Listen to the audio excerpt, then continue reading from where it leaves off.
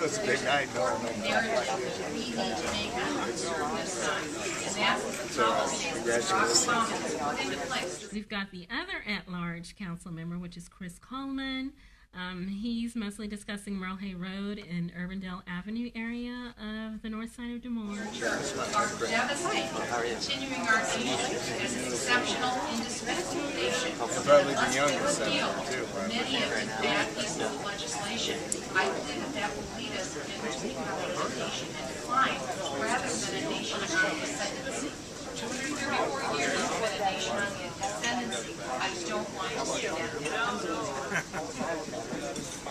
There's a widening project of Merle Hay and Urbandale, and it's a cooperative effort with the Iowa Department of Transportation and the city of Des Moines.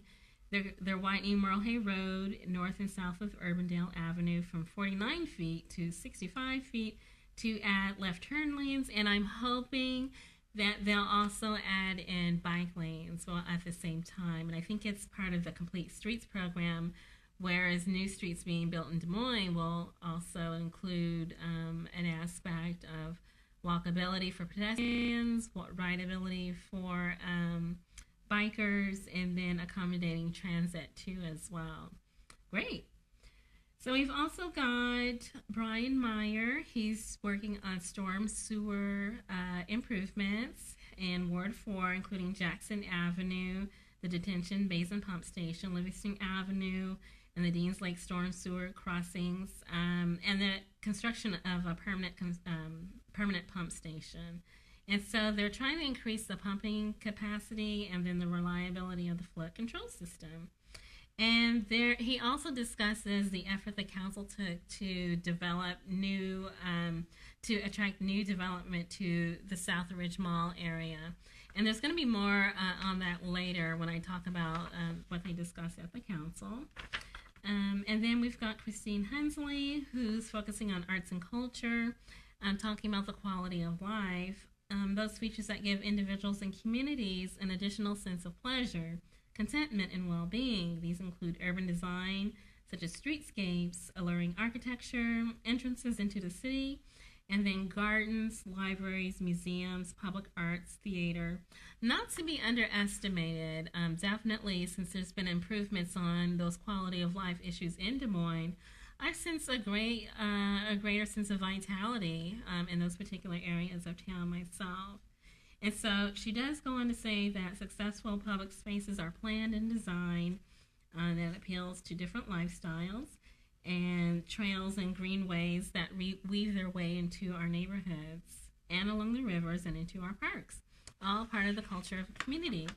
So that's our public council little introduction of our city council, and then I'm going to go ahead and tell you what I learned at the meeting. Well, again, my focus right now is on this big issue that I'm focusing on, what we need to be talking about the next 12 months. That is really more important on what now. I think our nominees are level up to the surface about a year from now. We all know whoever that nominee is, but I think we all need to be talking about the important things over the next 20 There were several issues of note. Number 54, they approved the conveyance of the remaining properties to the Hatch Development Group. There was some controversy in the Sherman Hill neighborhood about some empty spaces that the residents thought should be used for certain purposes, and then the Hatch Development Group wanted to work with them in terms of low-rent housing. Excuse me. The residents who actually had the dispute did not show to the council. It's possible that they came to an agreement in other meetings since the previous city council meeting. Regardless, the city went ahead and approved those. They also approved the proposal for the Airport Authority, number 41 on the agenda.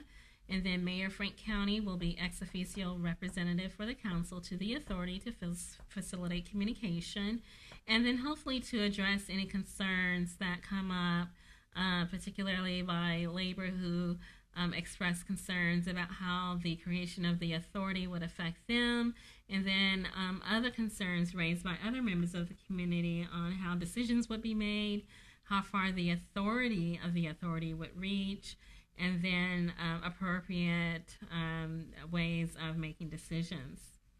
Mayor Frank County and then Public Works Director Bill Stowe also accepted a $4 million check from Prairie Meadows for roadway improvements, which is great for our city streets. And then number 47, Joe Galloway of Experience Greater Des Moines spoke about the proposed model bicycle ordinance. He asserted that some language regarding rules of the road was out of date and should be removed, and that citizens staying engaged and providing helpful information, which is very important. You can't look to the leadership to decide everything for you. City decisions should include the participation of the citizens, and so he stepped up to the plate and provided helpful information.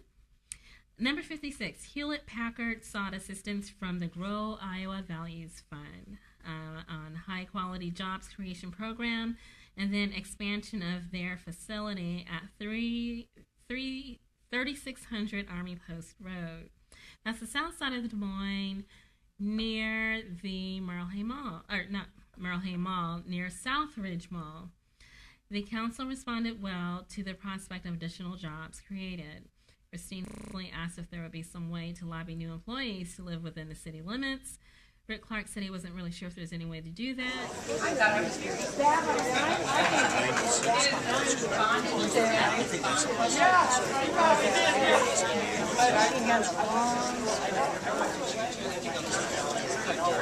On a side note, I do want to say that there is a concept of steering has occurred in the city of Des Moines. It has occurred. It's not something that's a very positive issue, but it is an issue, and you can see the results from what our city looks like. Employees and employers by real estate and economic development agencies, they've been steered to other parts of the city in which to live, in which to establish their businesses. It's not really admitted, but it is a systematic and rather bureaucratic process that has the visible results. Erosion of the tax base, sprawl, and then a resulting degradation of the city infrastructure and services. So far, so good. I agree. That's very important to the point because it connects us to the street.